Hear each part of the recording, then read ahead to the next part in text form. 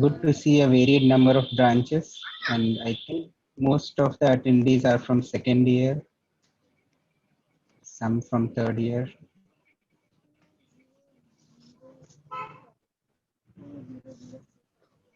Okay, and okay, nice suggestions for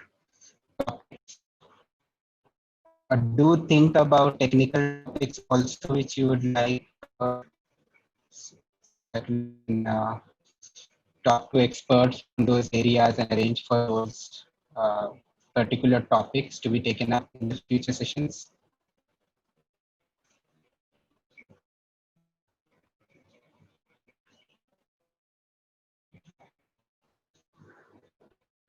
Okay, guys. So I think we can start because we need to end before 7:30.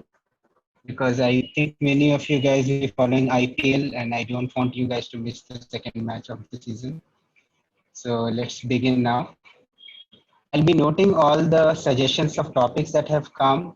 You can send it to me later also. Keep it continued, and whatever suggestions come, we will take those up on a best case basis. We'll try to arrange the experts for those topics. So I wanted to introduce, so this is the first session. We'll try to follow it up every 2 weeks.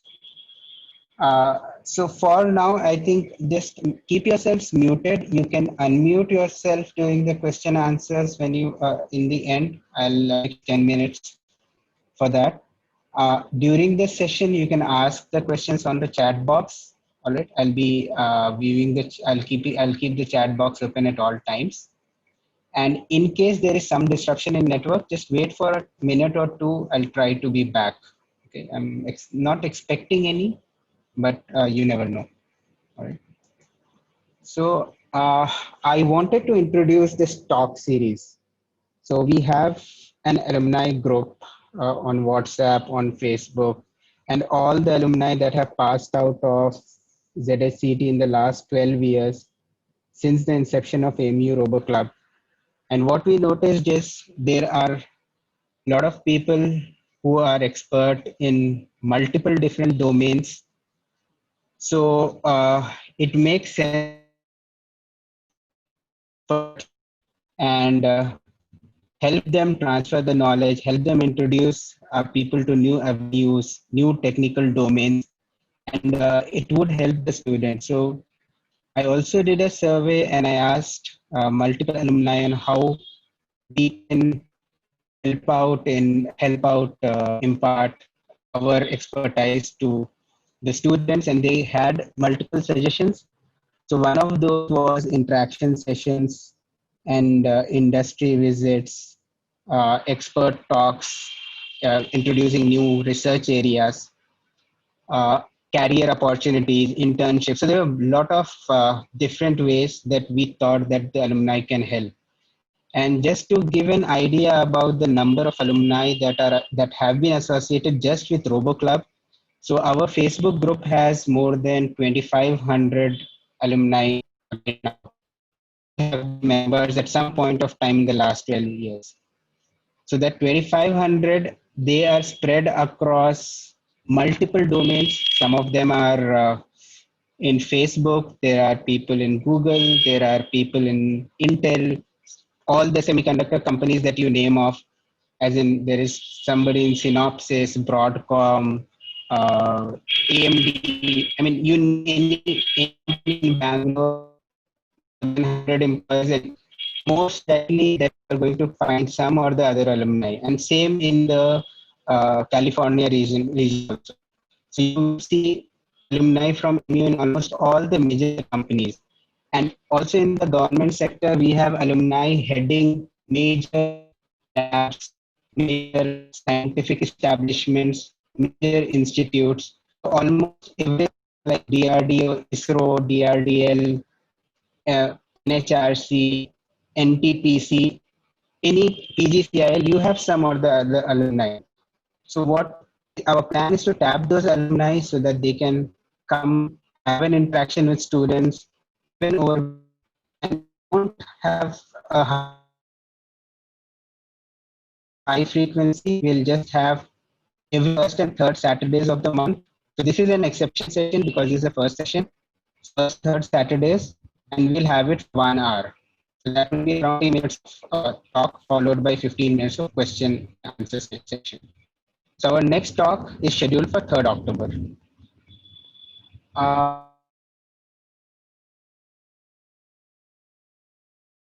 Here, the experts can introduce you the practical applications of the courses that you're learning in the college, the skills that you should master, the different tools that are applicable to those areas. We'll also be introducing some, let's say I work on 5G, so we'll probably be introducing 5G. We'll try to have some virtual tours. So in the pandemic situation, physical tours are not possible. Probably 1 or 2 years down the line, we'll try that. But right now, we can try to have some basic virtual tour.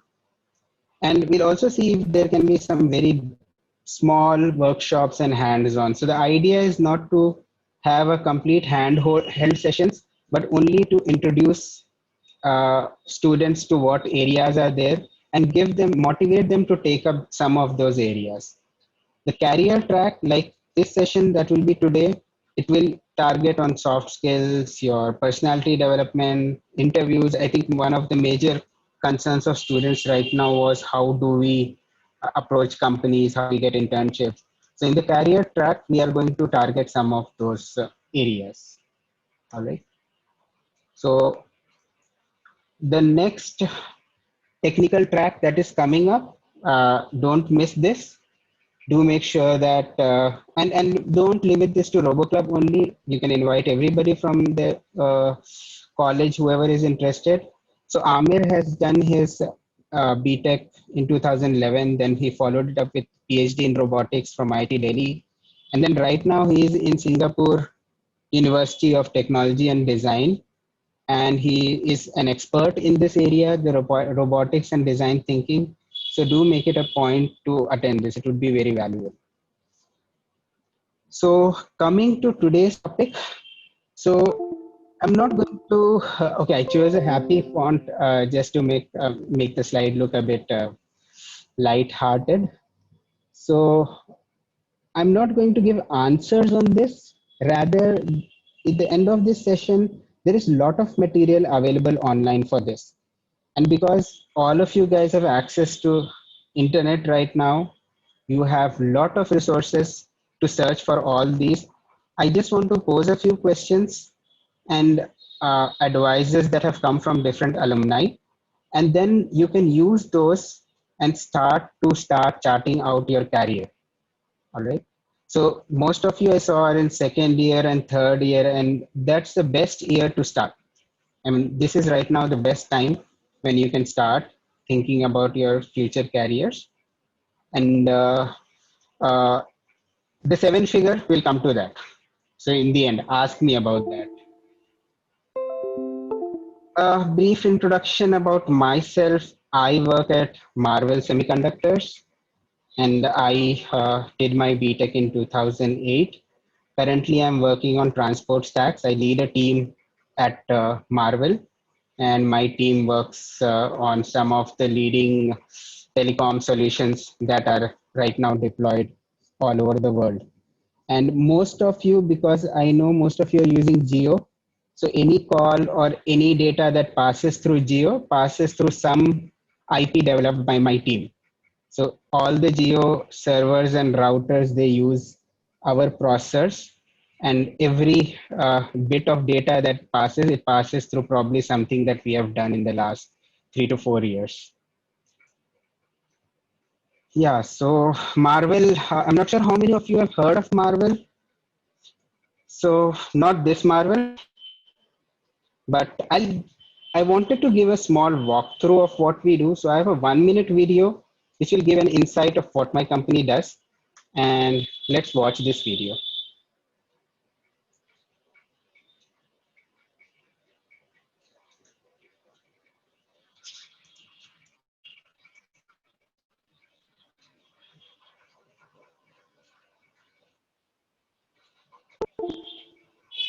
Give it a few seconds to buffer and then it should start.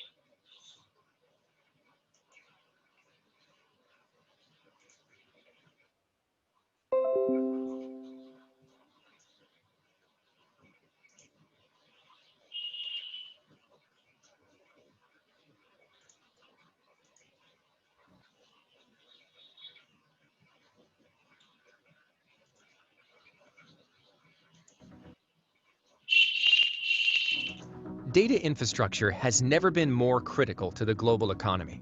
It's what keeps the world connected, businesses running, and information flowing. At Marvell, we believe that infrastructure powers progress. Trusted by the world's leading technology companies for over 25 years, we move, store, process, and secure the world's data with semiconductor solutions designed for our customers' current needs and future ambitions. We're changing the way tomorrow's enterprise, cloud, automotive, and carrier architectures transform for the better. We're driven by the belief that how we do things matters just as much as what we do. That's why at Marvell, we go all in with you, because with a foundation built on partnership, anything is possible. Marvell is essential technology done right. All right, so this video is also there on YouTube. You can watch it there, and there are some more detailed videos on what we do. What I'm going to try is probably sometime down the line, we will go through some of the technical areas, probably 5G or 6G transport, and some of the networking stuff. So today's topic that so just a second, having some issues.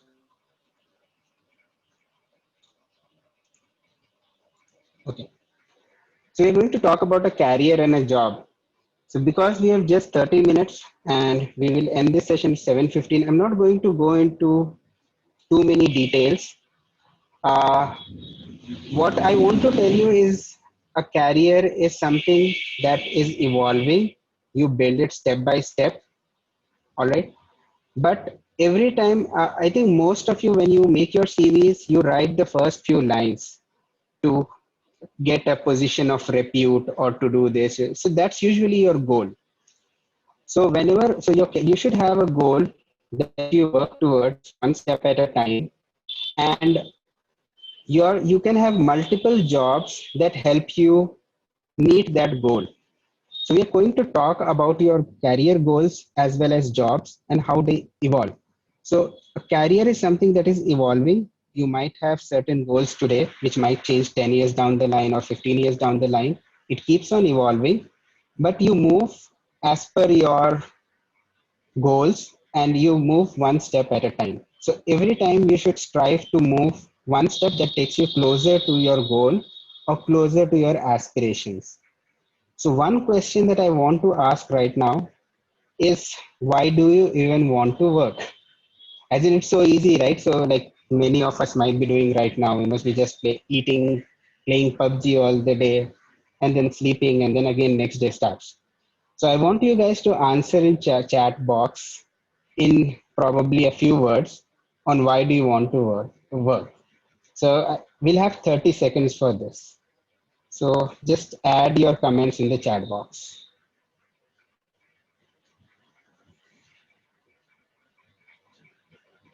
So it can be anything. I mean, when you look for, okay, to earn, that's one of the basic motivations, money.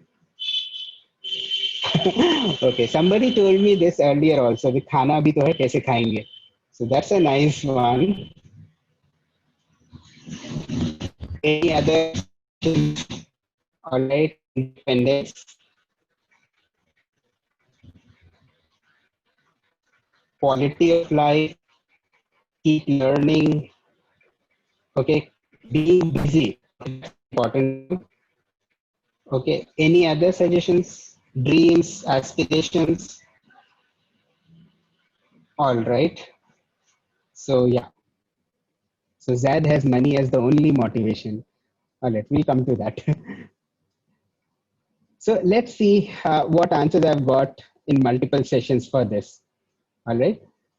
So there is enhancing your quality of life, khana bhi khana hai, develop your personality, keeping busy, all right, inventing new solutions, challenges, independence, all right. What I have seen is most of these I can summarize in these 3 points. There's quality of life. So for quality of life, you might require money, you might require challenges, or you might require comforts of life and things like that. Impact on the society, what kind of change you can you propagate your beliefs, what how you can make a difference. And the third is to maintain an identity, craft yourself some name and an identity, some expertise, acquire some knowledge, okay, and have an independence about you. So usually I summarize it into these three items. But again, different people might have different reasons to work. Okay, I'm not going to go for chat box for this one.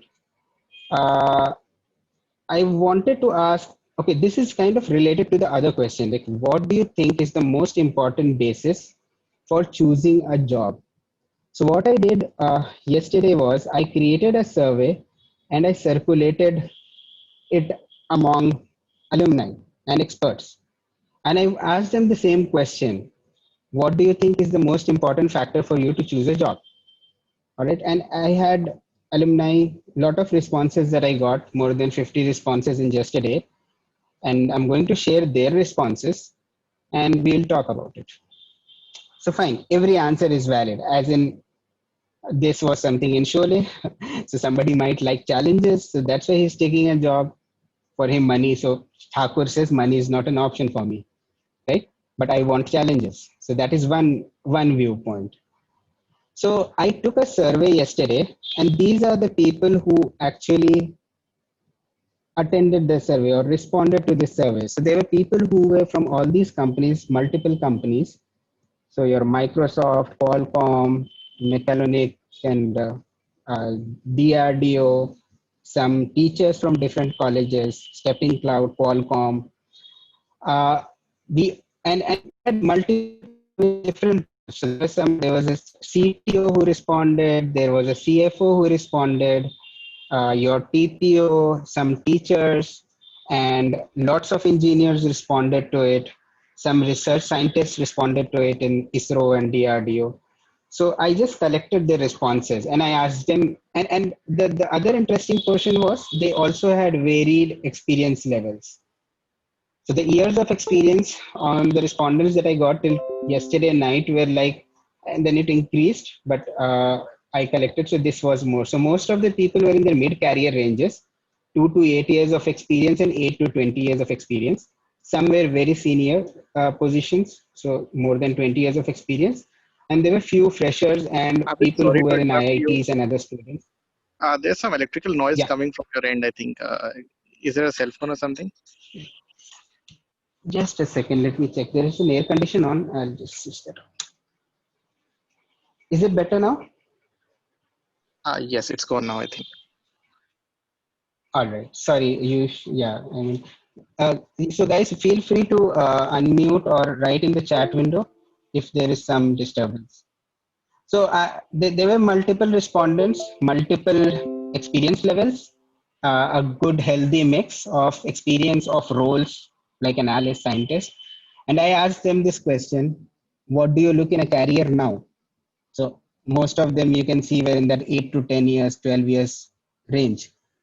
And this is the word cloud that I got based on the frequency. So the most important aspect in the mid how can life balance.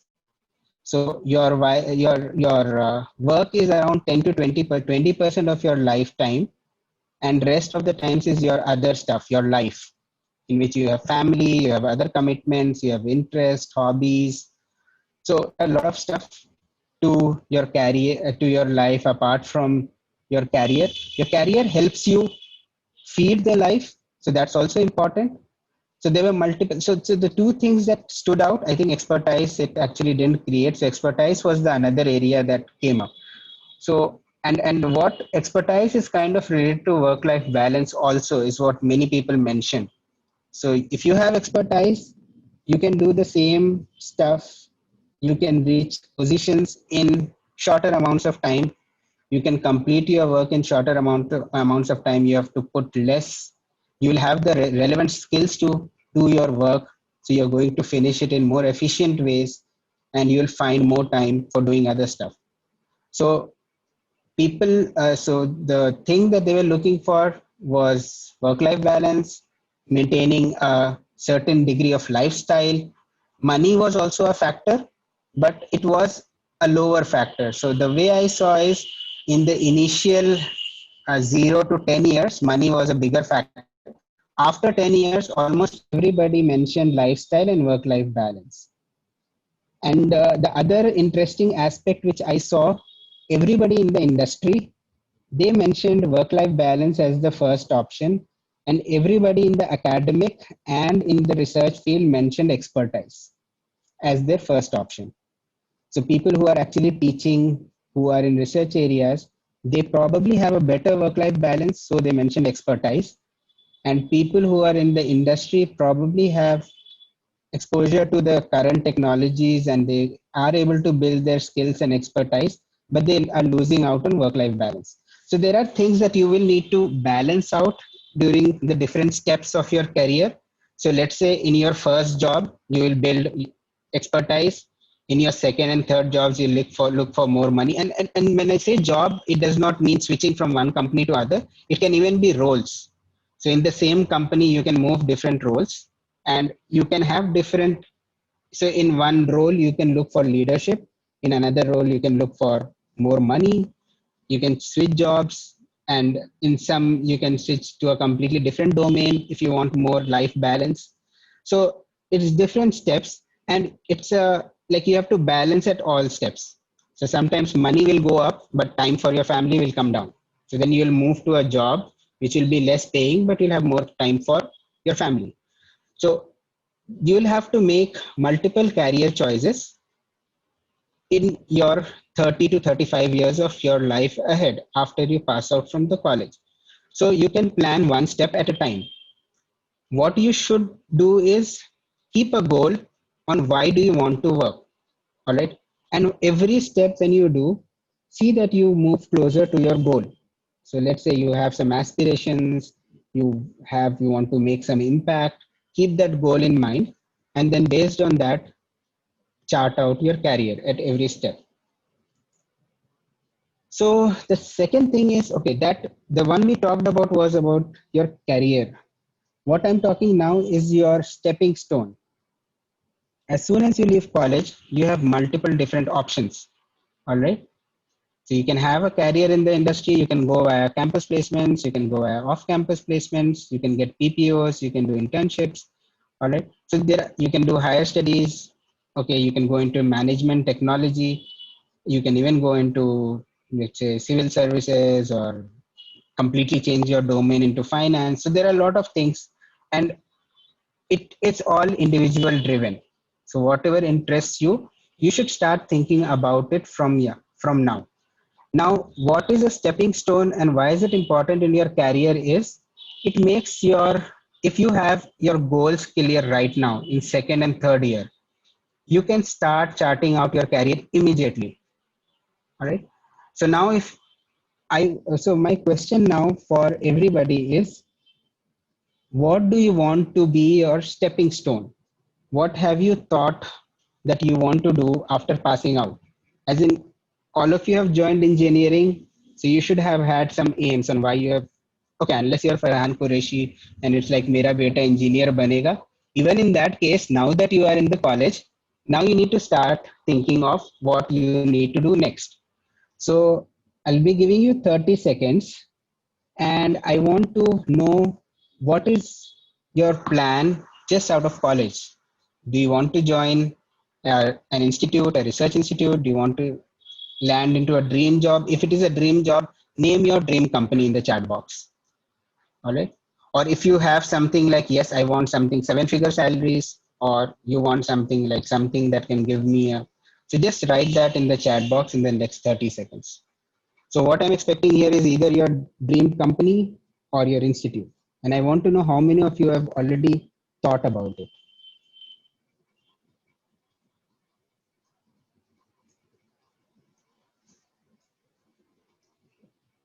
So no one, none, okay, product-based company. Great. So we have one response and we have, okay, MS research. Great. We have,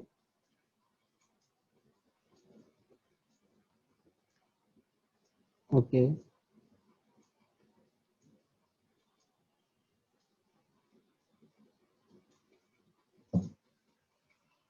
So masters specialized, all right.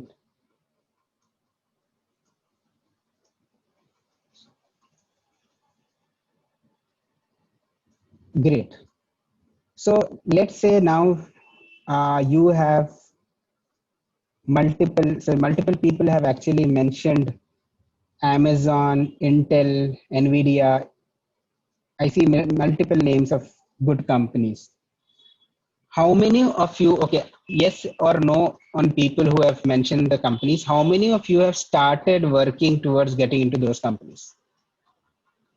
Or do you guys know how to get into those companies?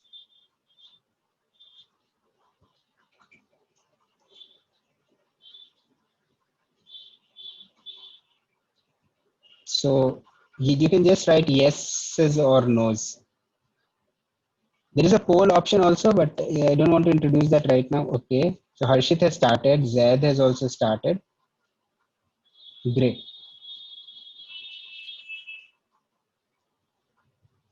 So nice. So this is the best time right now to start thinking on those lines and to start preparing for it. So now what I did was, uh, we won't have time to go through each of these. Probably we can target one session for each of the ways you can actually get into those companies. I have some slides which I covered few months back at ZSCT, but I just want to focus on some things that we miss out on. So the first thing is you have to know your dream job. Aim big, all right? Now, if you say Google or if you say Intel, you can go to Intel itself and there is a section on Microsoft and Intel and Google pages how to prepare for landing a career into Google. Okay. So they will tell you, and Microsoft and Google actually have multiple videos that they themselves have uploaded that gives you, and they have a list of FAQs that tell you how to prepare for those companies. So the first thing you should do is go there, search, and see what all they are looking for. All right, and start working towards it. The second very important thing is master your basics right now in college. You will not, so if you start mastering your basics, once you land into a job, you will be left behind. So you should know all the basics of whichever branch of engineering you are in. You should have a very good idea of your basic courses. All right. So yesterday I was talking to somebody yesterday Tejas had come to your college and I was talking to one of the interviewers, talked to some of the students there, and he did mention that the coding skills have gone up from the last few years that he has noticed. But he did notice that there was some very basic stuff about networking that computer engineers of final year were not able to solve, or some very basic electronics engineering questions that final year guys are not able to solve. So very important is that you start mastering your basics, especially your second year courses, your third year courses. So you should be very well versed in those. So spend good time on it. Look at you need not rely only on your college teaching, even though that is kind of more than enough. If you concentrate and if you solve the questions at the back of each chapter and if you give time on your courses, but those are really very important. What I tell everybody to how to judge yourself is to qualify GATE. So because all of you who have come, who have qualified AMU's test are among the top 3 to 4% of all engineering students who have, so there are 15 lakh engineering seats in India. All right. And there are around, if I remember correctly, around 20,000 seats in NITs and around 10,000 seats in IITs. All right. So if you leave those 30,000 aside, you guys are most of you are even like better than more than half the NIT students. But still, if you calculate whatever calculations you do, you guys will still land in the top 5% of all engineers who have cracked and entered into engineering. Now, GATE is a course which follows a percentile system. So, irrespective of the number of students who appear for GATE, whether it's a few lakhs, they choose around 20 to 25% as qualified. All right. So, because you guys are already among 5% of the top who are appearing for that test, and most of the IITs do not for that test also. So, because you guys are already among the top 5%, it should be cakewalk for all of you. So, what I suggest everyone is सुनकर अच्छा लगा नहीं, it's very easy. If you have your second year courses sorted out, your third year courses sorted out, you will qualify GATE. I'm not telling that get a 99 percentile or a 99.5 percentile or the topmost score, but land into those 20% of the top. So make sure that you guys start preparing for GATE, and that will, so GATE ensures that your basics are clear. It only covers your basic courses. So it will help you during your interviews, in your jobs.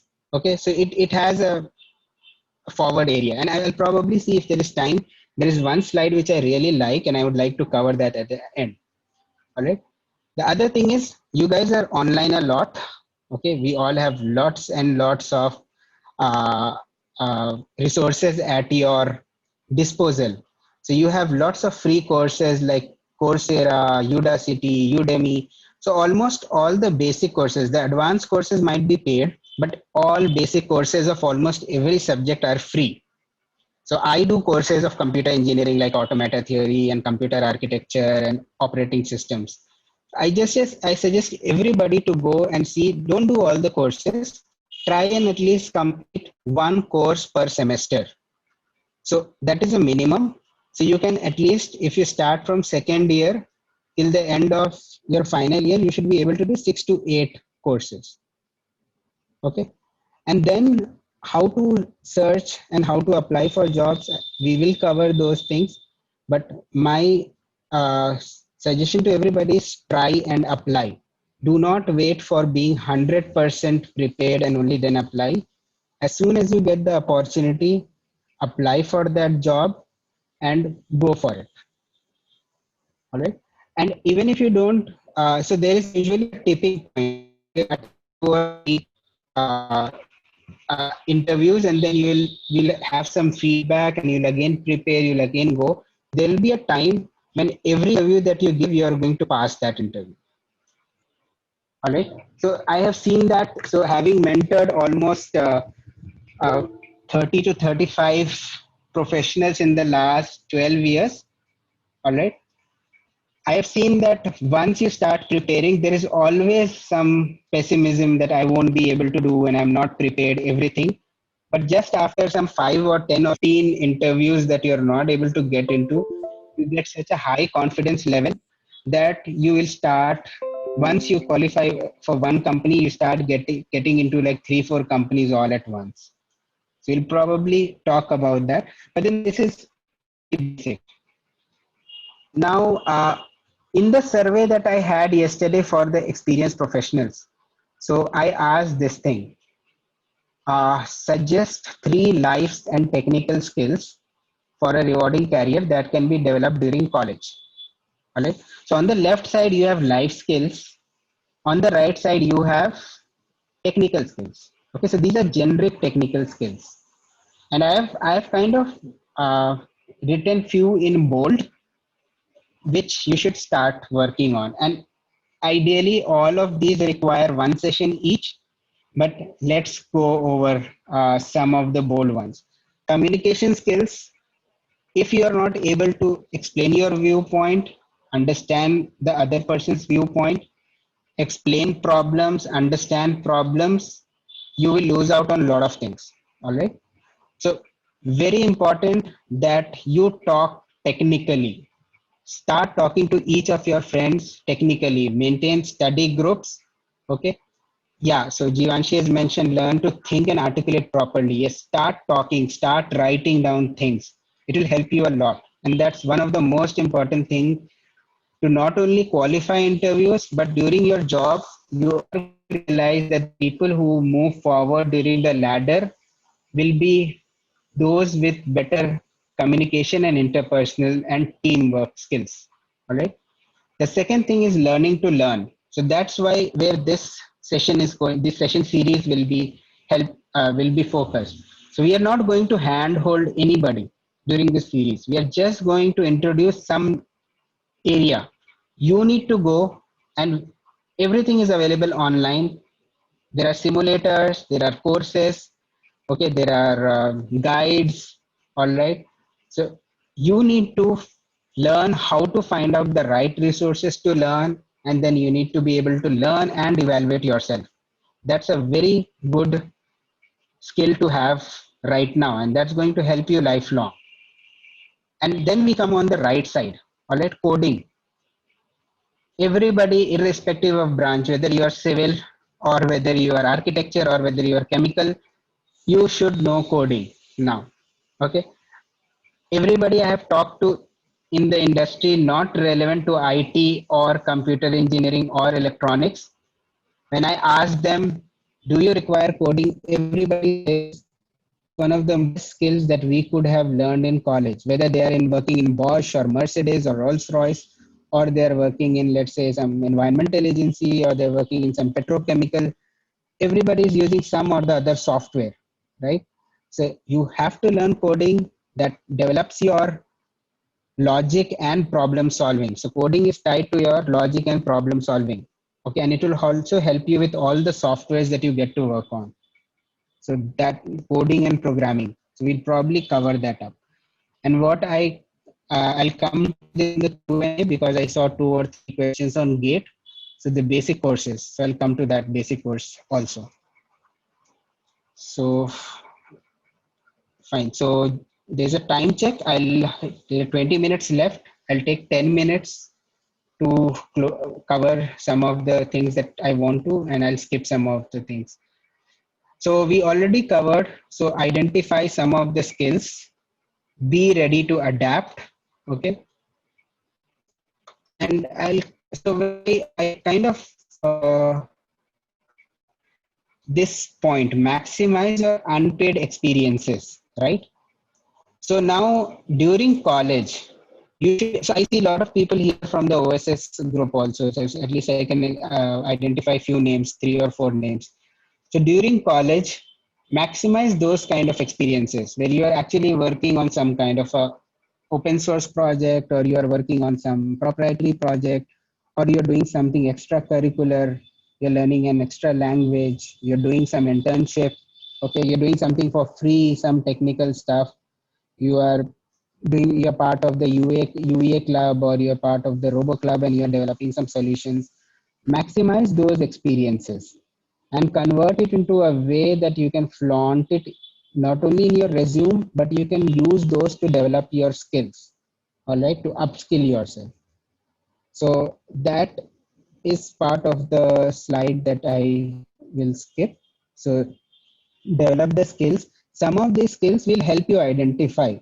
So let's say when I take a talk on transport networks for CS and electronics, I'll tell them what I'm using in the industry, what things you can probably learn right now that can help you build the basics for that.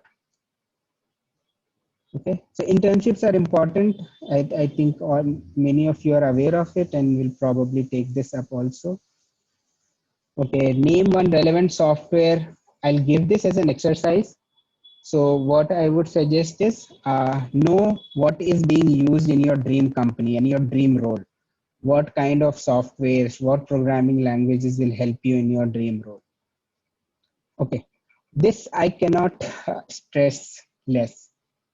So second year, you should be able to be a master in programming. So first year you have a C course, which most of you do not take seriously. We probably, most of us, we didn't take it seriously. But end of first year, you should be able to write linked list, sorting, binary, everything blindfolded. Okay, those are very basic stuff. You should be able to use linked list. You should be able to use arrays, everything. In second year, you should start looking at the higher concepts and start optimizing your problems.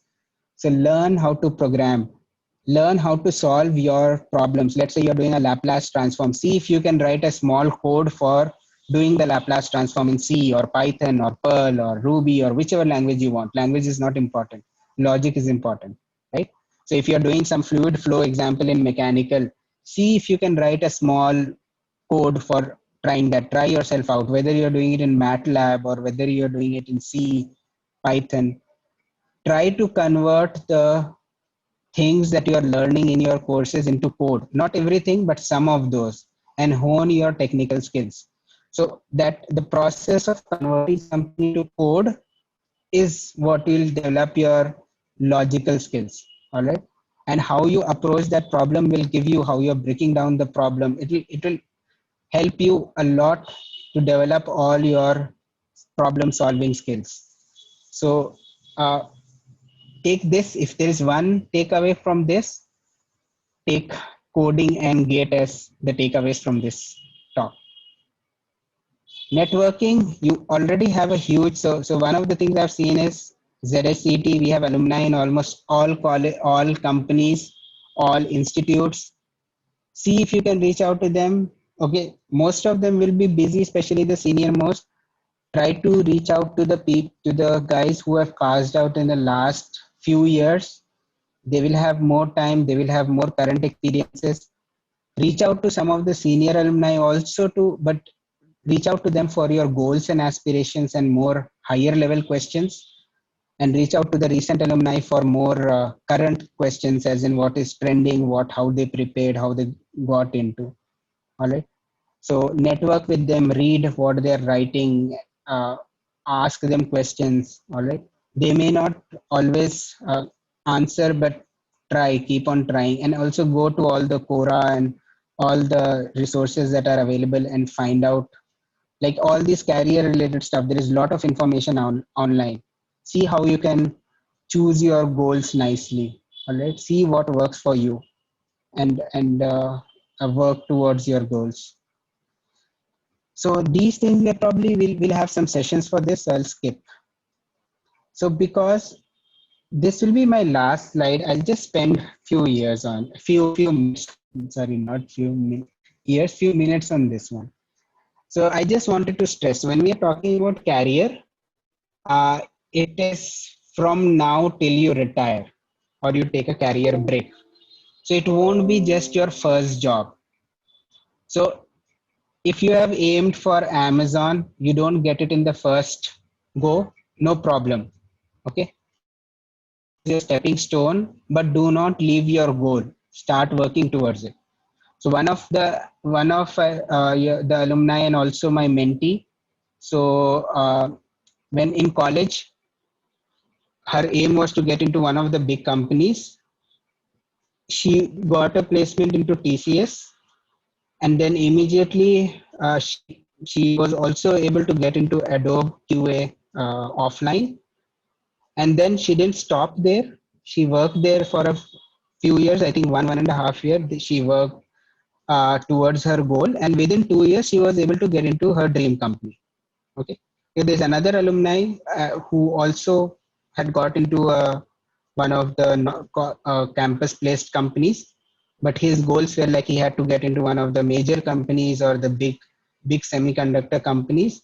And I saw him work hard for 2 years, and right now he's very well placed in one of the very leading well-known semiconductor companies. Okay, after like 2 years of effort. But right now he's in a position that whichever company he applies for, he gets into. So he has upskilled him so nicely. So it's not the end of the world if you do not get your stepping stone right. It needs to be a step in the right direction. You need to continue working towards your goals. All right. So this I just wanted to show, because when you guys are going to pass out, it will be a similar situation to those who passed out in 2008 or 2009, when when there was a slowdown. So there was a slowdown in 2009, and there were a lot of job cuts, and there were a lot of people in IITs who remained unplaced. So 2008 was 1 year. So there were 3 people who have passed out in 2008. Now after 12 years, when I see, they are in almost similar roles.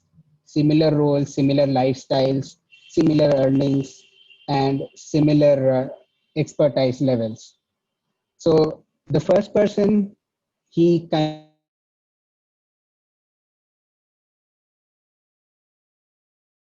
easy ways to get into your dream companies is through campus placements. And because AMU, all the companies are not coming to AMU, you can get into one of the better, older IITs, and there is where GATE will help you. So this person had qualified GATE, was able to get into an IIT immediately. He got placed into a very nice company, and then he had a satisfied career path. So he got multiple promotions, and then he reached a leadership role in around 12 years. Okay. So there was another person who couldn't get placed in BTech. He tried a lot. All right. Did not have a very high GATE score, but he had qualified GATE. So what he did was he applied into one of the tier one colleges apart from IITs. He got into one of the triple IITs or BITS. And from there, he got placed into a nice company, but he didn't have a very rosy way, as in there were some layoffs because of some slowdown. Then he kind of joined another company. He joined a third company, and then it kind of clicked for him. And then right now he's a CTO at one of a very nice startups. Okay. And a third person, he didn't do MTech, he did his BTech, he joined the company which he was placed in from AMU. Okay. He was affected by the slowdown in 2009. He switched three jobs. Okay. And right now he's in a very leading telecom company as a technical architect. So what I want to say is there will be multiple steps that you need to follow to chart out. And in the end, you'll manage well. All right. But during college, whatever skills you learn, it is going to make your path smoother. All right. It will help you uh, navigate the ups and downs much better. So one exercise which I want you guys to go is, so we kind of blindly copy the first line in the CV and we write a goal or we write something. So think of yourself, spend some time. If you can set a goal for yourself, so you can have some intermediate goals and you can have some long goals. See what a SMART goal is, all right, and then work towards achieving that goal. So make sure that by the end of this semester, all of you know what goal you have to follow and at least have the names of one or two companies which will help you reach that goal. Okay? So now what I'll do is I'll open it up for question and answers. I'll go through the chat box. So you guys can write the questions in chat. And I think Umair Bhai is also here.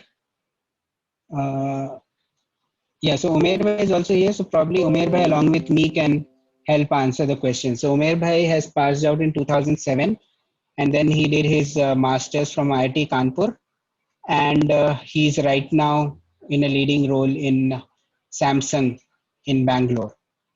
So he's also here. So he can also help with some of the questions. So so there's one question Harshit has asked that X gets placed into a company with lower average pay scale. Where would he find himself standing after 12 years from now? So I'll give you an example from here. So so one of these persons got placed at 3 lakh per annum. One person got placed at 6 lakh per annum, and one person got placed at 16 lakhs per annum in 2008. Right now, all of them are in almost similar pay scales. So it depends on how you chart out your career. And what I kind of talked in one of my previous slides, it stopped mattering after some time, right? So what now people want is, no, give me less money, give me more time. I want to spend time with my families. I want to spend time pursuing my hobbies, all right? Or I want to go on a vacation every 2 months. So even if I get less money, I'm fine. I want more time. So money will become less consequential. It will help. It always helps. but priorities might change down the line. So now there is a question. There were gate questions. Job outside India is good or inside India is good? Yes, it's a question answer session. So outside India, inside India, it's all as per your choice and as per your goals. So when I say career, everybody is different. So everybody has different goals. Some people might want to stay with their families and they would want to work in India. Some people would like to go out and work in some of the leading companies. There are some companies outside India that are more technologically advanced, right? And you get more current work there. But lately, there are a lot of companies who are having their own development centers in India and they are doing the cutting edge stuff here also. So at least like Samsung is doing a lot of cutting edge stuff here, which Umirba is working on. And my company Marvel is doing like all of our software team is only concentrated in India, and we drive all the software solutions. So yeah, so Umirba, you want to add to that? I think the question is pretty much valid, and Aved has answered pretty well. The only thing is inside India versus outside India depends upon the sector. So if you're looking into IT, telecom, electronic sector, probably jobs in India are fair enough. But some sectors like probably civil or something, they may not have very good jobs opportunities in India. So in those cases, it may be a good choice to go abroad and work over there.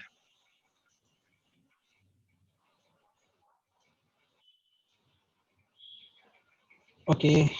Any other questions? Hello. So yes, go ahead. Good evening, Abid bhai. Yeah, Jivanshi, go ahead. Yeah, like I want to ask if someone wants to search for a good position at a startup, or like how one can find a worthy startup to work in. That is my question. Okay, so usually startups also follow. So now, when you say startups, there are lots and lots of startups now. Some are unicorns that we hear of, like your Flipkarts and Olas and Ubers and your Foodmingo and Foodpanda and all those kind of stuff. There are probably more than that numbers which we don't hear of. All right. And Yeah. some of you who are already working on open source stuff will know that there are a lot of small 10, 12, 15 member companies that are working in different areas. So the bigger startups, those are mostly now companies and they have a very set criteria for hiring.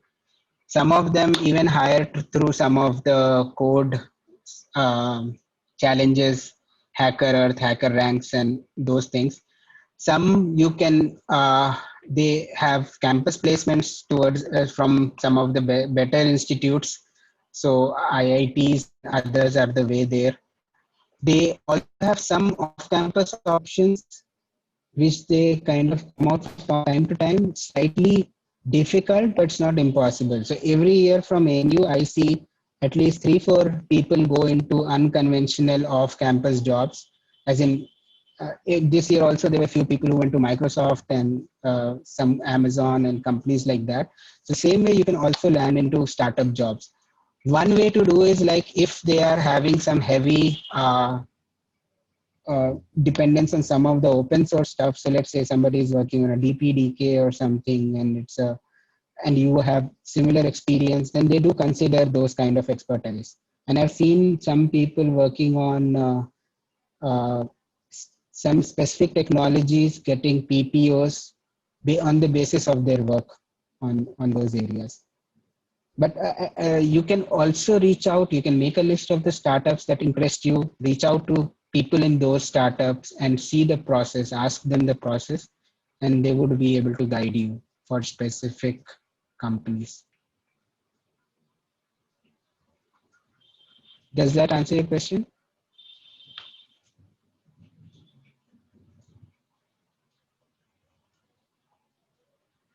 Okay, thank you. So somebody has a question about IIMs. All right, technical changing path, technical. Uh, we will have a session. So we have 3 or 4 people who have passed out from IIM and ISB. In fact, one of our initial members, Sam, has passed out from ISB. We have 2 or 3 members who are some IIM, so Yushita and there are 3, 4 IIM people. So I'm thinking of having a session just with IIM and ISB and the leading industry college graduates who have passed out from. So I'll have a session with them, and I think they will be able to give you the path over there. But having said that, you not necessarily require an MBA to move into managing positions. So right now I'm managing a big team. I do not have an MBA, and I've risen from the technical ranks only. So even though we do have technical roles, but my designation is also a staff manager, and I already have a team of 20 to 25 people. So that is not so having those skills helps you at technical levels also, because there is a certain degree of mentoring and leadership required at all job levels. All right, there are some architect and all individual contributor roles, but most of the generic roles, if you are good in those, if you have those skills, it will help you. So, and yeah, MBA, we'll have a session and we'll consider MBAs from India, from outside, after some years in the industry also. So we'll take that up as a separate session. Now, somebody has a question about GATE, and I think this has come up 3 or 4 times. So I'll just have a time check. So we are already at 7:30, and we'll just take one more question after this. And if you have questions. So is it really important to clear this? Okay, GATE does not harm you. It's not that for GATE you are going and you are clearing some subjects that you do not need to clear an ISRO exam or a DRDO exam, right? If you are actually preparing for your GATE, then also preparing for your interviews, and it's the same subject. It's not that if so Ritik, you are from which batch? You're in engineering, right? So let's say it's not like you learn digital logic for GATE and you do need digital logic to crack your job interviews or your ISRO or something. That's why I say GATE, that's one of the minimum qualifying that gives you a certificate that you are a competent engineer. Okay, so just that's some he can call it pedigree. Is a wrong or probably a bad one. But let's say you are from a better college. All right, aim itself is good enough in many cases. But let's say you are from an IIT, you send your CV, and a person from a CV, the years, at least the first 5 to 7 years, sometimes even later, that will always help you. It's very tough to reject those CVs, right? Similarly, for initial first flaw in your resume, it already shows that you have a certain level of technical expertise. So it's very basic, and it's not something too much. You do not need to throw all the 10, 8 subjects. Just take 3 or 4 of your basic subjects. Future, I'm telling you to Excel. So Excel is very good. It's just in the top 20%, and you have maintained your rank as you entered. That's why I tell everybody to use that as a factor. Okay, bad luck sometimes fine, it happens, but you should be able to qualify GATE your third year process. You don't even need your final year. So earlier, earlier third year guys were allowed to give GATE, and many of us have qualified the third year itself.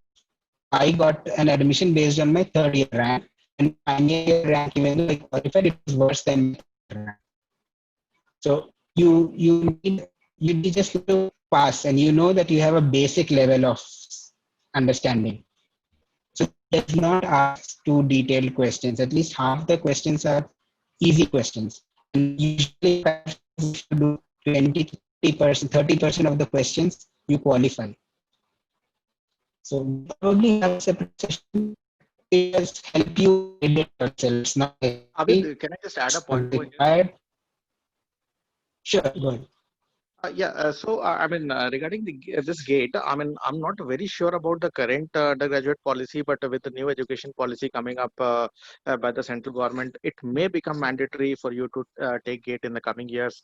And also, there's a provision, some skill set registration, all those things coming up. So it might become mandatory even in the coming years. So I mean, you have to keep that in mind as well. I mean, it may become mandatory for you to take it.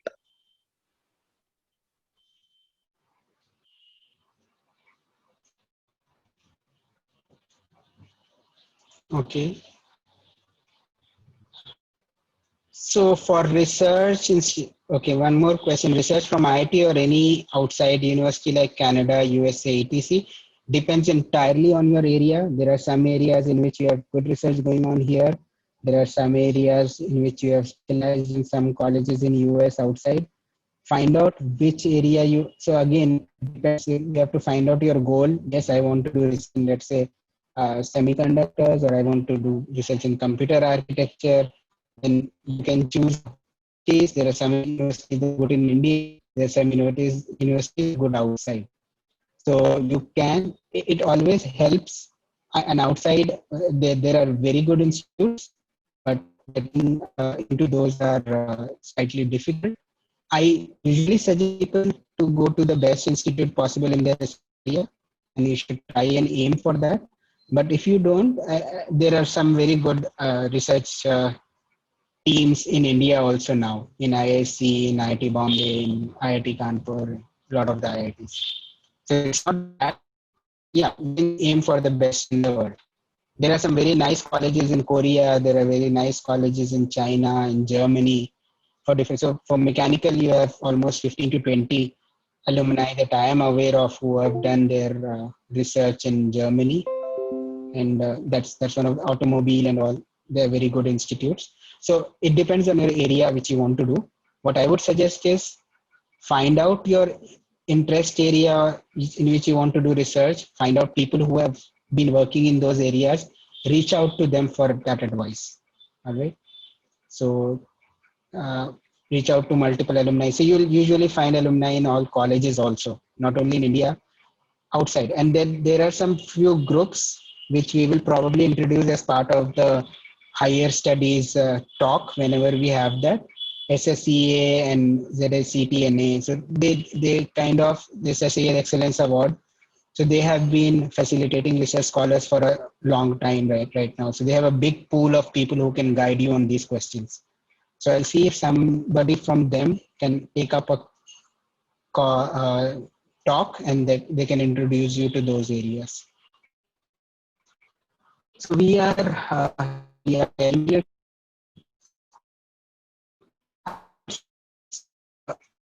send us requests for topics you want covered. We'll try and accommodate those requests, and you can circulate this and have more people attend and benefit from these lectures. I'll circulate a feedback form through Rajneesh, and I write more feedback also, and in what areas you think can be taken up, what can be improved. So that was it from my side.